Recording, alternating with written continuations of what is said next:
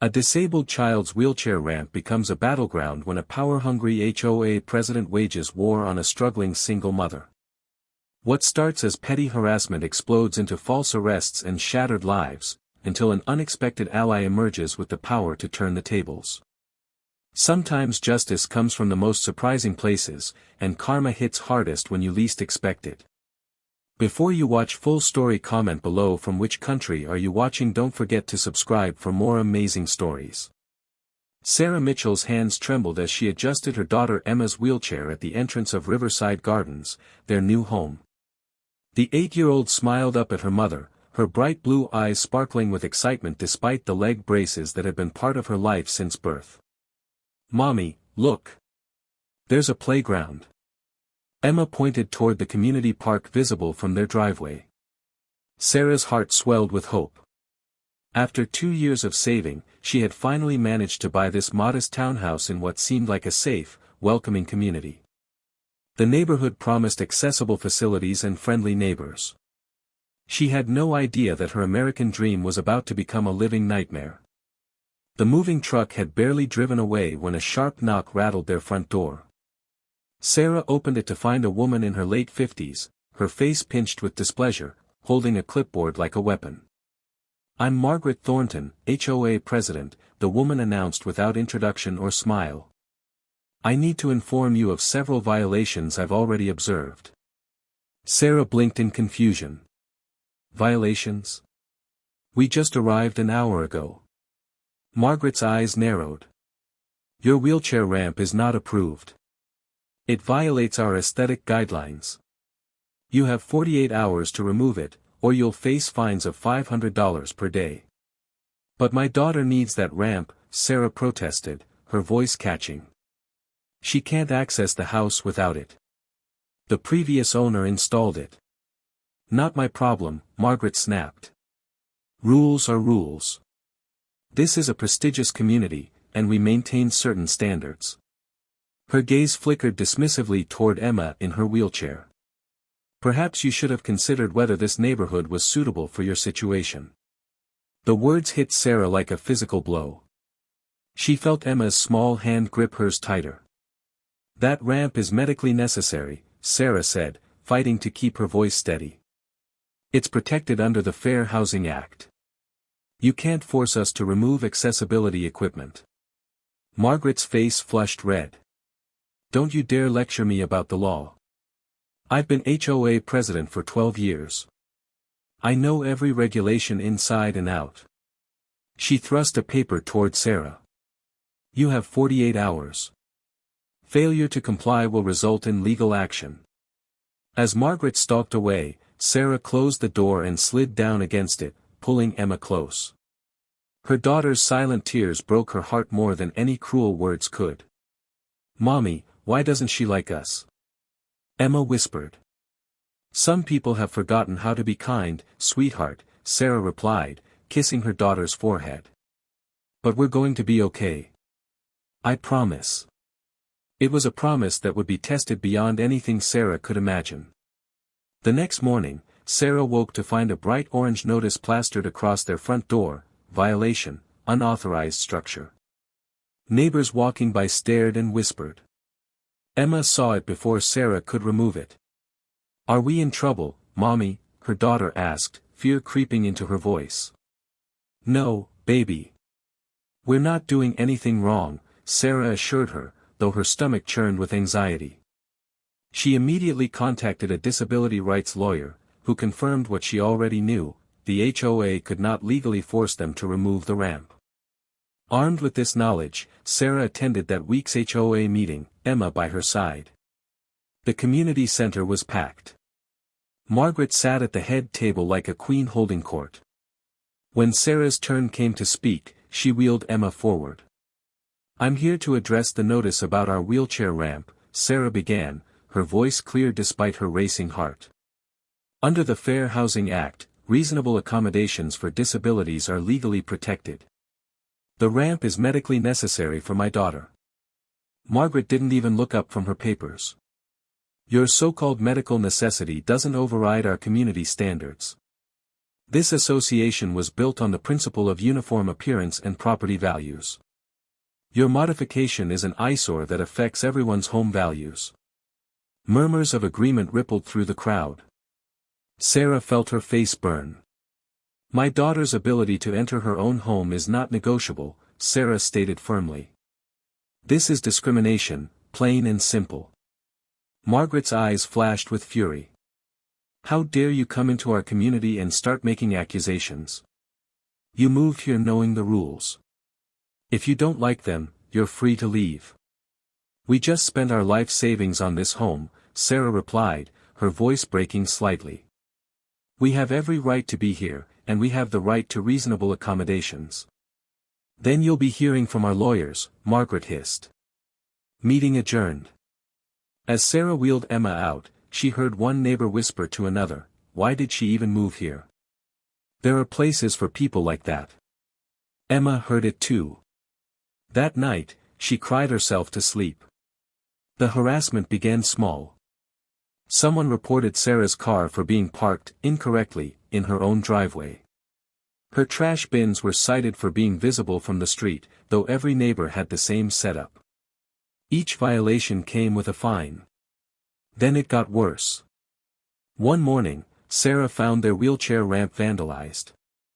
Someone had poured oil on it, making it dangerously slippery. Emma nearly fell trying to leave for school. We should call the police, Sarah said, hands shaking as she cleaned the oil. She filed a report, but the officer seemed skeptical. HOA disputes rarely lead anywhere, he said. Maybe try to work it out with your neighbors. Work it out. With people who saw her disabled daughter as a problem to be solved. Margaret's campaign intensified. She sent letters to every homeowner claiming Sarah was destroying property values and disrupting community harmony.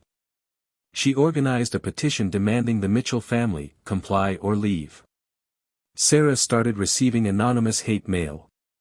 Letters saying Emma didn't belong in a normal neighborhood. Messages suggesting institutions where people like her should live. One letter simply read, "Leave while you can." Emma stopped playing outside. She became withdrawn, anxious. She wet the bed for the first time in years. Sarah watched her bright, joyful daughter fade before her eyes.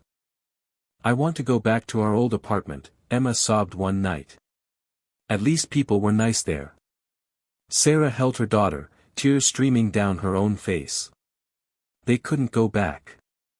There was nothing to go back to. She had sold everything, borrowed from her parents, scraped together every penny for this house. They were trapped. That week, Margaret took the unthinkable step.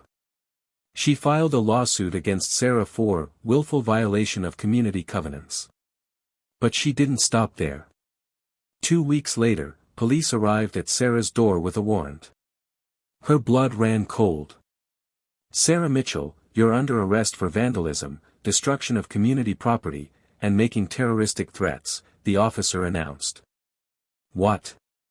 No. There must be some mistake. Sarah's world tilted. They showed her the evidence, photos of spray-painted obscenities on the community center walls, signed with Sarah M. Recordings of phone calls with threatening messages traced to her phone number. Witness statements from Margaret and 3 other HOA board members claiming Sarah had verbally threatened them. All of it was fabricated. All of it was lies. But it looked damning. Please, Sarah begged as they handcuffed her. My daughter is inside. She's disabled. She can't be left alone. Child Services has been notified, the officer said, not unkindly. They're on their way. No. Please, no. Sarah's heart shattered as she saw Emma's terrified face in the window. Her daughter was screaming, banging on the glass. At the police station, Sarah learned the full scope of Margaret's revenge. The charges were serious. The prosecutor, influenced by Margaret's pillar of the community reputation, was pushing for the maximum sentence. Sarah was looking at 10 years in prison. 10 years away from Emma. The bail was set at $50,000. Sarah couldn't afford it. She sat in a cell, drowning in despair, while her daughter was placed in emergency foster care. Emma, who had never spent a night away from her mother, was now alone in a stranger's house, probably crying for a mommy who couldn't come. Sarah had never felt so helpless, so utterly destroyed. Margaret Thornton had won. Or so it seemed. 3 days into Sarah's detention, a man in an expensive suit appeared at the police station. He was tall, with graying hair and sharp, intelligent eyes. He asked to see Sarah Mitchell immediately. Detective Rodriguez, who had handled Sarah's case, escorted the man to the interrogation room where Sarah sat, hollow-eyed and broken. "Mrs. Mitchell, I'm James Harrison," the man said gently. "I'm Emma's father." Sarah's head snapped up. She hadn't seen James in 9 years, since shortly after Emma's birth. He had disappeared when the doctors explained their daughter's condition, unable to handle the reality of raising a disabled child. The betrayal had nearly destroyed her. "What are you doing here?" Sarah's voice was hoarse from crying. "I saw the news coverage. Someone leaked the story to the press, probably trying to make you look worse," James explained.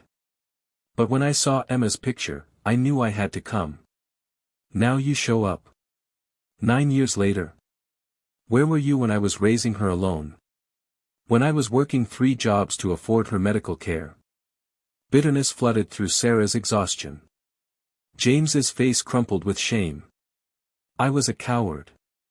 I was young, stupid, and scared. I ran from the best thing that ever happened to me." He looked directly into her eyes. "I don't expect forgiveness. I don't deserve it. But I need to tell you something important." He slid his business card across the table. Sarah picked it up and felt her breath catch. "James Harrison, Attorney General, State of California. You're—" Sarah couldn't finish the sentence.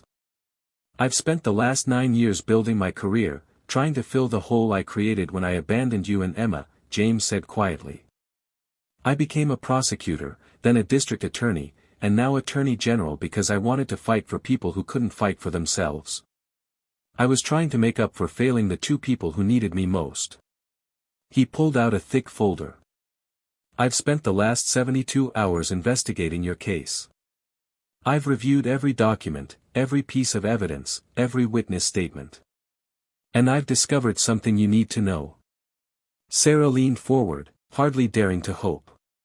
"This entire case is fabricated," James continued, his voice hardening with controlled fury. "The spray paint signatures were forged. The phone calls came from a spoofed number. The witness statements contradict each other in ways that prove coordination. Margaret Thornton orchestrated a conspiracy to frame you.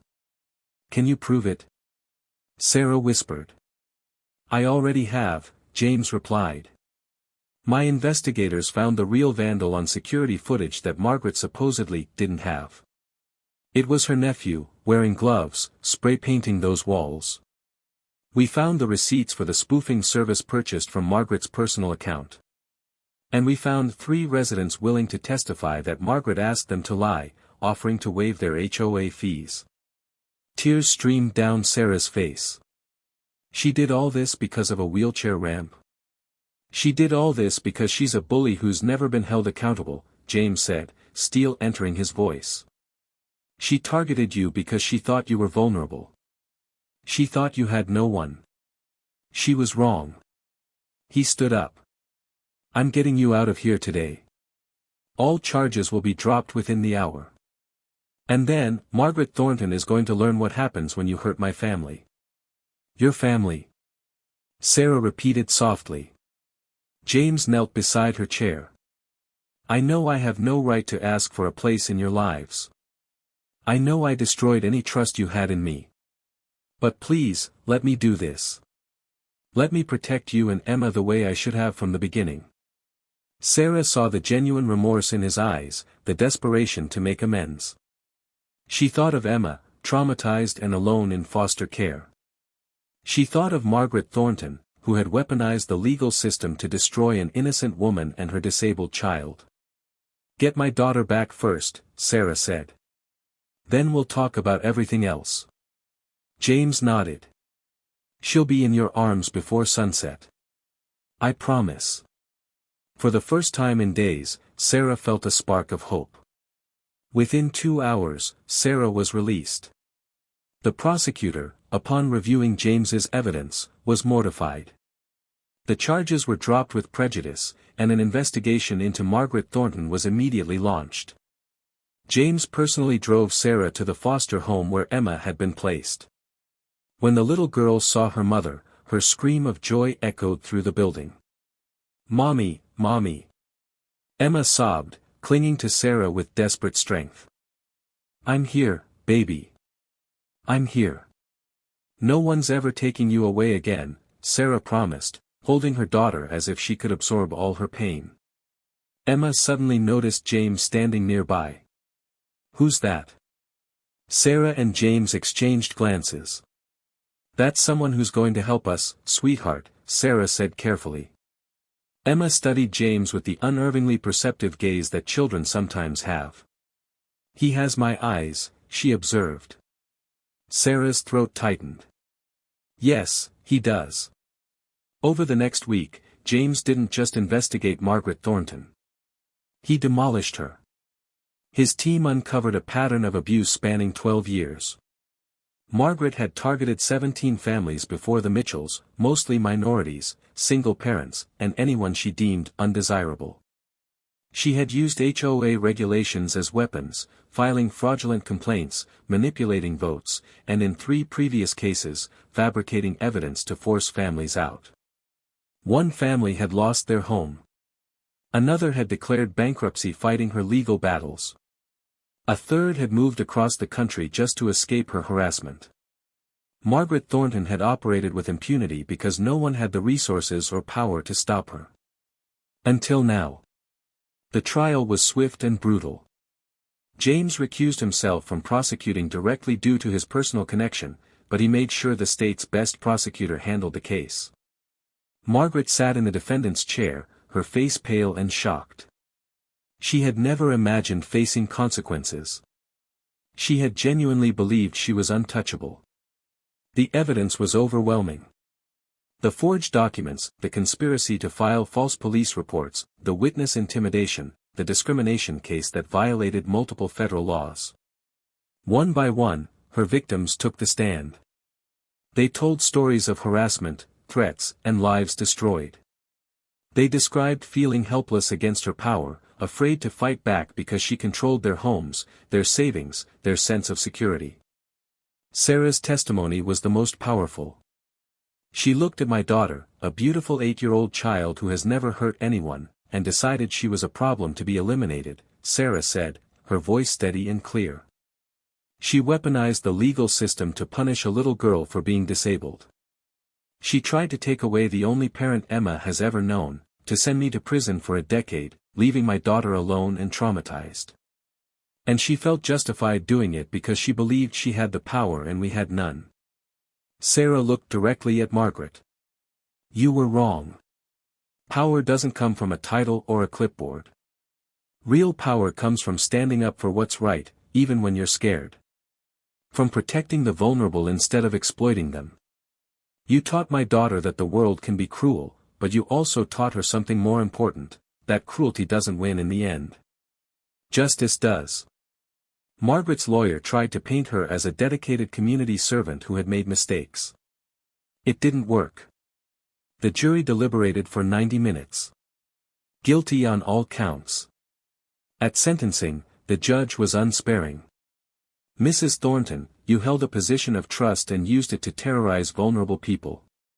You falsified evidence to send an innocent woman to prison. You traumatized a disabled child. Your actions were calculated, malicious, and fundamentally cruel." He sentenced her to 10 years in prison. The same sentence Sarah had faced. Margaret's face crumbled. She finally understood what she had tried to do to Sarah. Now it was her reality.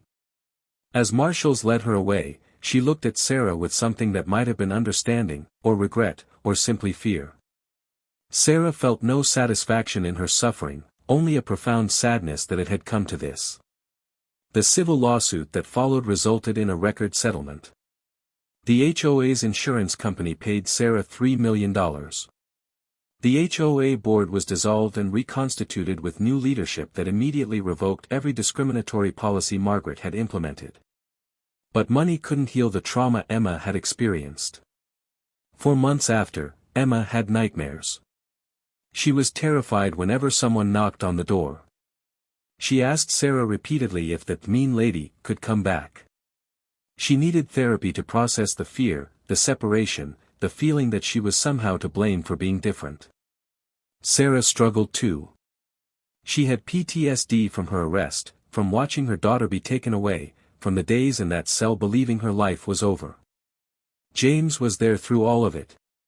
He came to Emma's therapy appointments. He held Sarah when she woke from nightmares. He slowly, patiently, proved that he had changed from the scared young man who had run away 9 years ago. "Why did you leave?" Sarah asked him one night, after Emma had fallen asleep between them during a movie. James was quiet for a long time. "When the doctors told us about Emma's condition, I saw my whole future change in an instant. All my plans, my dreams, my vision of what life would be. I was 23 and selfish and stupid. I couldn't see past my own fear to the miracle right in front of me." He gently brushed hair from Emma's sleeping face. "I thought a disabled child would limit my life. I didn't understand that she would expand it in ways I couldn't imagine. I didn't know that being her father would be the greatest privilege of my life." Tears slipped down his cheeks. I missed her first words. Her first steps, even though they were with braces. Her first day of school. 9 years of watching her become the most incredible person I've ever known. I can never get those years back. That's my punishment, and I deserve it. Sarah took his hand. "You can't change the past. But you can choose the future." "I want to choose you," James said. "Both of you. If you'll let me." Sarah looked at her daughter, peaceful and safe between them. She thought about the man James had been and the man he had become. She thought about forgiveness, and second chances, and the family Emma deserved. "We'll take it slow," Sarah said. "For Emma's sake." James nodded. "As slow as you need. I'm not going anywhere. Not ever again." 6 months later, Emma called James Daddy for the first time. They were at the playground in Riverside Gardens, which had been completely renovated with accessible equipment. Emma was laughing on a specially designed swing that accommodated her wheelchair. "Daddy, push me higher," she shouted. James froze, looked at Sarah with wonder in his eyes. She smiled and nodded. "Hold on tight, princess," he called, giving her a gentle push. Emma's laughter rang out across the playground, pure and joyful. Other children played nearby, kids from the neighborhood who had befriended her, who saw past her wheelchair to the smart, funny, kind girl underneath. The new HOA board had officially apologized to the Mitchell family and created new policies protecting residents with disabilities. They had even honored Sarah with a Community Service Award for her courage in standing up against discrimination. Riverside Gardens was slowly becoming what it should have been all along, a real community, where everyone belonged. James had used his platform as Attorney General to push for stronger protections for people with disabilities in housing. He had made Emma the face of his campaign, with Sarah's permission. Her story had inspired new legislation, new policies, new awareness. Something beautiful had grown from something terrible. On Emma's 10th birthday, they had a party at their home in Riverside Gardens. The whole neighborhood came, bringing gifts and smiles and genuine affection for the little girl who had taught them all about resilience and grace. Emma blew out her candles and made a wish. When Sarah asked her what she'd wished for, Emma smiled mysteriously. "I can't tell you, or it won't come true," she said with the wisdom of her years. Later, when the guests had left and Emma was in bed, she told her parents. "I wish that other kids like me wouldn't have to go through what I did," Emma said softly. "I wished that people would remember to be kind. Sarah and James looked at each other, both fighting tears. "That's the best wish I've ever heard," James said, kissing her forehead. "It's going to come true," Sarah added. "We're going to make sure it does." And they did. Sarah started a non-profit helping families facing housing discrimination. James continued pushing for legal reforms. Together, they made sure Emma's story wasn't just about one little girl's suffering, but about systemic change that would protect thousands like her. Margaret Thornton served her sentence and was released after 7 years for good behavior. She never contacted the Mitchell family. Some said she moved to another state, humbled and changed by her time in prison. Others said she remained bitter to the end. Sarah didn't know and didn't care. She had stopped letting Margaret Thornton occupy space in her heart. Emma grew into a remarkable young woman. She became an advocate for disability rights, speaking at schools and conferences. She never forgot what happened to her, but she didn't let it define her.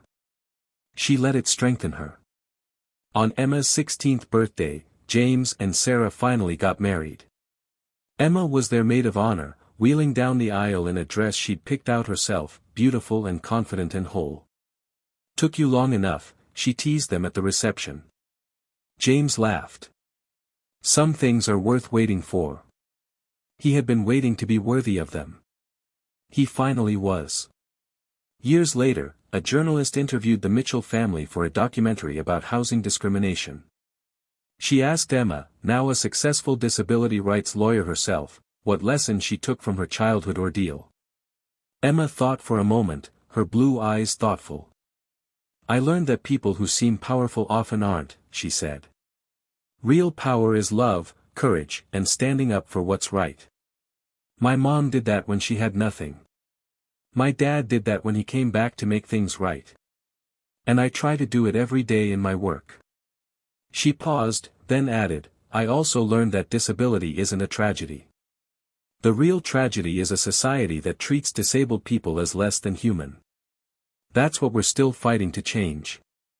The journalist turned to Sarah and James. "Any regrets?" Sarah and James exchanged glances, having a silent conversation the way long-married couples do. "I regret that Emma had to suffer," Sarah said. "I regret that any child has to learn such hard lessons about cruelty and injustice. But I don't regret fighting back. I don't regret refusing to be broken." James spoke next. "I regret the years I missed. I regret my cowardice. But I'm grateful beyond measure that I got a second chance. Not everyone does." He looked at Emma with unmistakable pride. "And I'm grateful that she's changing the world in ways I never could. She's turning her pain into purpose. That's real strength." Emma reached over and took both their hands. "We're all stronger together," she said simply. It was the truth she had learned through fire and fear and coming out the other side. Family wasn't just blood. It was choice, commitment, and showing up even when it was hard. The documentary ended with footage of Emma addressing a congressional committee on housing rights, her voice clear and powerful, her wheelchair simply part of who she was, not a limitation but a part of her identity. Behind her in the audience sat her parents, holding hands, their faces full of love and pride. They had started as broken pieces, a struggling single mother, an absent father, a vulnerable child facing a cruel world. Margaret Thornton had tried to destroy them completely. Instead, she had forged them into something unbreakable. Years after Margaret's release from prison, a letter arrived at the Mitchell home. No return address, just careful handwriting on simple paper. Sarah almost threw it away without reading it. But something made her open it. "Dear Sarah, Emma, and James. I don't expect forgiveness. I don't deserve it. I'm writing this letter knowing you may never read it, and that's okay. Prison gave me a lot of time to think about who I was and who I became. I was raised believing that certain people belonged and others didn't. That maintaining standards mattered more than showing compassion. That power was something to be protected, not used to help others. I saw Emma's wheelchair ramp and felt it threatened my control. I saw your family as a problem to be solved rather than neighbors to be welcomed. And when you stood up to me, I felt justified in destroying you because I couldn't bear having my authority questioned. I was wrong about everything. I destroyed families because I was afraid of change. I hurt children because I valued property values over human dignity. I became a monster wrapped in the respectability of an HOA president. There's no apology big enough for what I did to Emma. She was an innocent child, and I traumatized her because I was too small-minded to see her beauty, her worth, her right to exist in the world without being made to feel like a burden. I watch the news sometimes and see Emma speaking about disability rights. She's extraordinary. She's everything I failed to be: compassionate, strong, principled. She could have let what I did make her bitter and angry. Instead, she's using it to help others. That's grace I'll never understand. I'm not asking for a response. I'm not asking for forgiveness. I just wanted you to know that sometimes, rarely, people do change. Prison humbled me in ways nothing else could. Losing everything showed me what actually matters. I volunteer now at a disability advocacy center. I attend workshops on implicit bias and discrimination. I'm trying to unlearn a lifetime of wrong thinking. It's hard. Old beliefs die slowly. But I'm trying. Emma taught me something I should have learned as a child: everyone deserves dignity, respect, and the chance to live without fear. Everyone deserves to feel welcome in their own home. I'm sorry I made her learn that lesson the hard way. I'm sorry I put her and her mother through hell.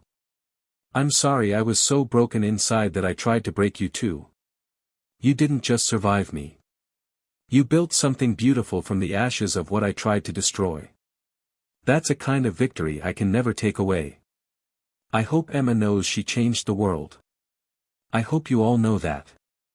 And I hope, somewhere in your hearts, there's a small space that believes people can become better than their worst moments. Margaret Thornton.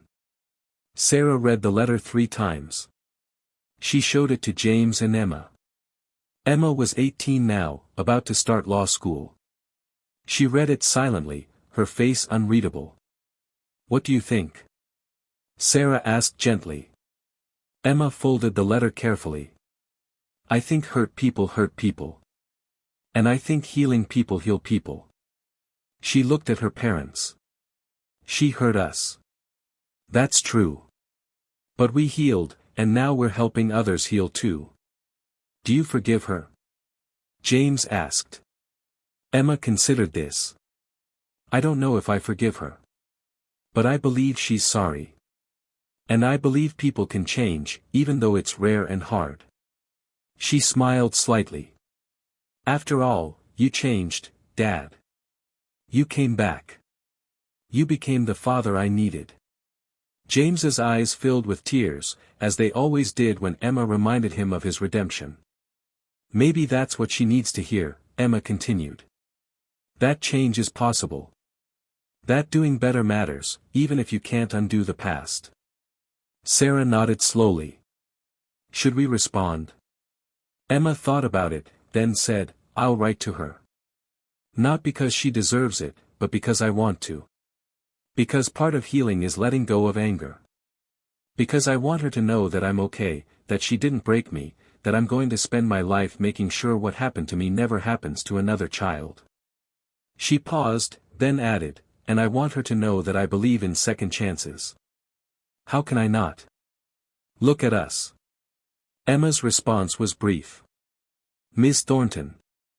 I received your letter. Thank you for your honesty. What you did caused real harm. It gave me nightmares for years. It made me question whether I deserved to exist in spaces where I wasn't wanted. It hurt in ways I'm still unpacking with my therapist. But it also taught me strength I didn't know I had. It showed me who I was and who I wanted to become. It gave me purpose. I'm going to be a disability rights lawyer. I'm going to fight for kids like me so they don't have to go through what I did. Every case I win, every family I help, every child who gets to keep their home and their dignity, that's because of what you put me through. I'm not grateful for the trauma. But I'm grateful for who I became in spite of it. You asked if people can become better than their worst moments. The answer is yes, but only if they do the work, face the truth, and commit to being different every single day for the rest of their lives. I hope you're doing that work. I hope you're helping people you once would have hurt. I hope you're learning to see people like me as fully human, fully worthy, fully deserving of respect and space in the world. I don't forgive you yet. Maybe I never will. But I hope you become someone worthy of forgiveness, even if you never receive it. That would be enough. Emma Mitchell. She sent the letter and felt something shift inside her, a weight she didn't know she'd been carrying suddenly lighter. How do you feel? Sarah asked, watching her daughter. Free, Emma said simply. I'm finally free. And she was. The story of Emma Mitchell and Margaret Thornton became a case study in law schools, a cautionary tale about abuse of power, and an inspiration for disability rights activists.